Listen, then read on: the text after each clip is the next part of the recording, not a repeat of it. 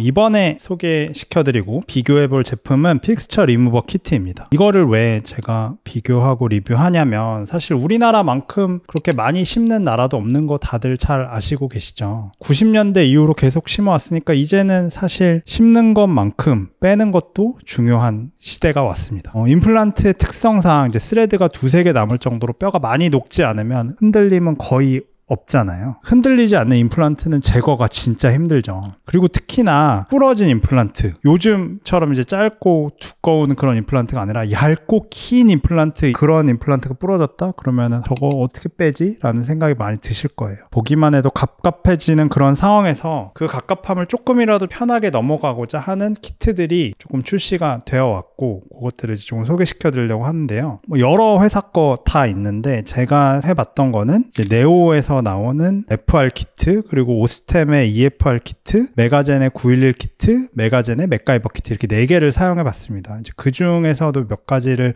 소개시켜 드릴 건데, 아시다시피 이거를 다 구비하고 있는 치과도 잘 없고, 그래서 대부분 저는 빌려서 사용을 하는데 빌리기가 굉장히 어렵다 보니까 제가 가지고 있는 키트들 2개만 여기에 좀 가지고 왔습니다. 제거 메커니즘을 먼저 좀 언급하고 넘어가 본다면, 근본적으로 제거하는 첫 번째 방식은 트랩핀버 같은 걸로 이제 뼈를 왕 갈아서 엘리베이터나 뭐 포색 같은 거 자꾸 흔들어 가지고 빼는 방식이 가장 고전적인 방식이었고, 이거를 절삭식이라고 하고, 여전히 사실 키트를 해봤을 때 200N 이상의 힘을 줘도 안 빠지는 거면 이제 절삭식을 해라 라고 이제 논문에서는 얘기를 하고 있고, 이게 학술적인 접근 방법이라고 할 수 있죠. 이제 요런 키트들의 방식은 회전식이라고 하고, 토크를 회전 방향으로 줘가지고 회전식이라고 하는 것 같아요. 학술적으로는 이렇게 2개로만 나눠져 있는데, 이제 제가 생각하기에는 이 회전식에도 이제 몇 가지 방식이 있습니다. 처음에 소개시켜드릴 방식은 픽스처의 상부를 이제 톱니로 꽉 잡아서 빼는 방식이라서, 저는 이거를 이제 위아래로 힘을 줘서 뺀다고 해서 수직응력 방식이라고 저는 생각을 하는데, 대표적인 게 저는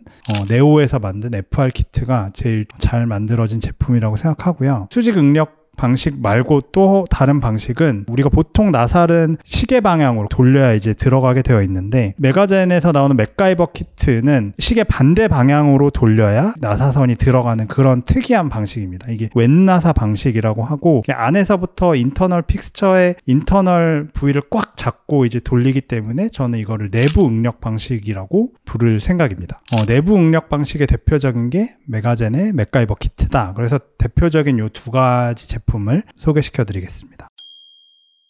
지금 사실 그림으로 가지고 나온 거는 오스템의 EFR 키트인데, 이거는 그냥 그림으로만 보시고요. 실제로는 아마 네오 키트를 보셨을 거예요. 네오 키트를 네오에 빌려달라고 하면 대기가 엄청 밀려서 본인들도 잘 빌려주고 싶고, 영업사원이 그거 빌려주러 왔을 때 또 제품 홍보도 하고 하는 좋은 기회잖아요. 그래서 어떻게든 빌려주려고 하는데, 이게 워낙 데모를 가지고 있는 거 대비해 빌려달라고 하는 치과가 많은가 봐요. 그러다 보니까 쉽게 구하기가 어렵습니다. 그리고 저는 매번 빌릴 때마다 조금 아쉬운 소리 하기도 좀 그렇고 해서 그냥 살까 생각한 적도 있어요. 네오 키트도. 근데 이게 정가로 사면 이 키트만 달랑 구매한다? 그럼 200만 원이 넘어요. 요것만 구매할 수 없으니까 패키지 상품, 예를 들어서 뭐 임플란트를 같이 구매한다거나, 그래서 500만 원 패키지, 뭐 1000만 원 패키지 하면은 약간 100만 원대로 떨어지긴 하는데, 자꾸 그런 패키지랑 같이 구매해야 되니까 사실 끝까지 좀 이 구매를 미뤄왔던 것 같아요. 네오 픽스처 패키지를 쓰시는 분들은 패키지 구매하실 때 할인 받으셔가지고 네오 FR 키트를 쓰시면 좋을 것 같습니다. 구성품을 한번 소개시켜 드리면, 인터널 안에 방식에 이제 조합하는 스크류들이 있어요. 픽스처의 안쪽과 결합을 하는 인터널 스크류가 있고, 그 인터널 스크류를 밖에서 잡아주는 톱니가 있습니다. 네오의 FR 키트는 굉장히 중요한 게 이 인터널 스크류인데요. 이 인터널 스크류가 종류가 여러 개 있는데, 우리가 제거할 픽스처의 디자인과 가장 잘 맞는 걸 정말 잘 골라야 됩니다. 그것만 잘 고르면 나머지는 쉽게 제거가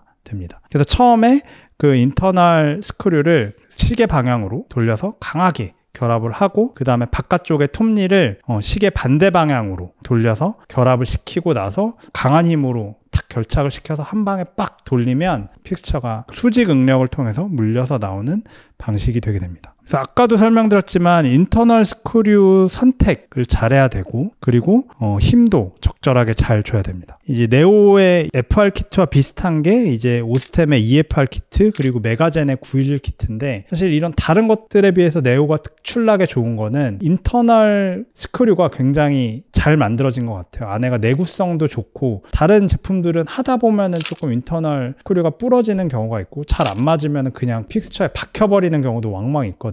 그러다 보니까 네오는 그 인터널 스크류가 굉장히 좀 튼튼하고 좋은 것 같아서 좋고, 또 하나의 고민점은 인터널 스크류의 선택입니다. 네오에선 그걸 직관적으로 잘 선택할 수 있게 정리가 굉장히 잘 되어 있습니다. 그 네오 자체의 단점이라기보다는 이 수직 응력 제거 방식 자체가 아까 말씀드렸던 것처럼 인터널 스크류의 선택을 잘 해야 되다 보니까 좀 복잡해요. 처음에는 저는 네오 거 사용했을 때 이거가 잘 머리에 들어오지 않아서 유튜브를 할 때마다 좀 보고 들어갔어요. 인스트럭션 매뉴얼이 있거든요. 그걸 보고 들어갔는데도 익숙하게 다루기는 쉽지가 않았던 것 같습니다. 그래서 꽤나 러닝 커브가 있는 키트이기는 한 것 같아요. FR 키트로 대표되는 수직 응력 방식의 단점이 있습니다. 인터널 스크류의 파절이나 마모도 좀 잘 되는 편입니다. 그래서 요거를 뭐 한 두세 번만 쓰게 되면은 파절이 되는 경우가 왕왕 있어서, 아마 그 네오 패키지로 쓰시는 분들은 아마 원활하게 또 재구매를 하시겠지만, 이거를 쓸 때마다 이렇게 파절이 되면은 사놓고 쓰는 게 힘들지 않을까라는 생각이 들기도 하더라고요. 그리고 또 하나는 드라이버와 이제 픽스처가 딱 꽂혀서 빠졌을 때 그 픽스처를 쉽게 뺄 수 있어야 다시 얘를 또 쓸 수 있잖아요. 근데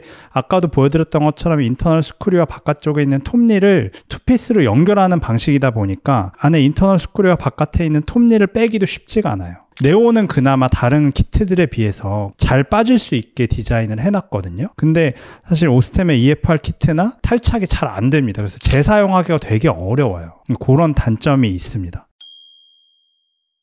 두 번째로 소개시켜드릴 맥가이버 키트로 대변되는 내부 응력 제거 방식을 보면, 맥가이버 키트는 웬나사 태핑 방식을 차용을 했는데요. 시계 반대 방향으로 돌리면 제거하는 이 키트가 픽스처 안으로 들어가게 됩니다. 그래서 시계 반대 방향으로 계속 들어가다 보니까 끝에 닿게 되면 내부 응력이 꽉 차여지게 되고, 그 힘으로 카운터 클럭와이즈로 돌리면 되는 굉장히 심플한 방식입니다. 얘도 네오 키트만큼 이제 손상된 픽스처들을 제거하는 성공률이 꽤나 높습니다. 이제 네오 키트 같은 경우는 상부가 조금 깨졌을 때 제거가 잘 되는 반면에, 안에 내부가 이제 수직으로 픽스처가 파절된 경우에는 사실 인터널 스크류가 잡아주기가 힘들어서 제거가 잘 안 되는 반면에, 맥가이버 키트는 이제 안쪽까지 깊게 파고 들어가서 제거하다 보니까 수직 파절이 있는 경우에 오히려 더 잘 제거가 되는 것 같아요. 얘의 가장 큰 장점은 단순합니다. 끼우고 어떨 때는 오른쪽으로 돌리고 어떤 때는 왼쪽으로 돌리고 이런 거 없이 그냥 패스만 잘 맞춰서 돌려주기만 하면 끝. 그리고 당연히 원피스로 착용하는 거다 보니까 한 번에 다시 풀러서 재사용을 할 수 있게 해놨어요. 이 맥가이버 키트의 성공의 키가 뭐냐라고 말씀드리면, 사실 이거는 패스밖에 없습니다. 어떤 거를 선택하느냐 그런 것도 필요 없고요. 대부분 그냥 중간 사이즈, 레귤러 사이즈의 넓이를 선택해서 사용하시면 웬만하면 다 빠지고, 미니만 얇은 거 쓰시면 되는데, 중요한 거는 픽스처의 패스와 이 제거하는 키트의 피스가 가급적이면 평행하게만 힘을 주면 됩니다. 제가 주로 네오 키트만 사용하다가 데모를 받아서 쓰기가 굉장히 어렵거든요. 그러면 어떻게 제거하지 하다가 메가젠 영업사원이 이 맥가이버 키트를 한번 써보라는 거예요. 근데 평소에 메가젠 영업사원이 제품을 권할 때는 원장님 이거 좋아요, 진짜 좋아요, 써보세요 하는데, 맥가이버 키트는 조금 달랐어요. 약간 이거 아직도 안 써보셨어요 원장님? 하는 느낌으로 맥가이버 키트를 권하더라고요. 그만큼 제품에 자신이 있었나 봐요. 그래서 저도 진짜 반반의 심정으로 써봤는데 정말 패스만 잘 맞추면 딱 제거가 되더라고요. 그래서 맥가이버 키트 너무 좋다라고 생각해서 지금도 잘 사용을 하고 있습니다. 요거의 두 개의 키트를 총평해보자면, 사실 아직 맥가이버 키트는 그렇게 많이 사용해보지는 않았어요. 아까 말씀드렸던 엄청 힘들게 제거할 것 같았던 케이스를 너무 쉽게 다 제거를 해서 기대가 많이 되는 제품입니다. 네오는 사실 제가 예전부터 잘 써왔던 제거 키트인데, 구성품들이 소모품 소모품처럼 생각이 드는 게 있습니다. 근데 사실 맥가이버 키트도 아무리 얘네가 내구성 좋게 만들어졌다 하더라도 제 생각에는 얘네도 소모품처럼 생각을 해야 될 것 같아요. 아무래도 픽스처 리무버 키트는 여러 번 재사용하기는 쉽지가 않을 것 같습니다. 이 구성품들이 소모품이다 라고 생각하면 사실 네오도 괜찮은 선택지일 것 같고요. 네오 영업사원이랑 좀 친하게 지내면 뭐 소모품도 좀 구할 수 있을 것 같습니다.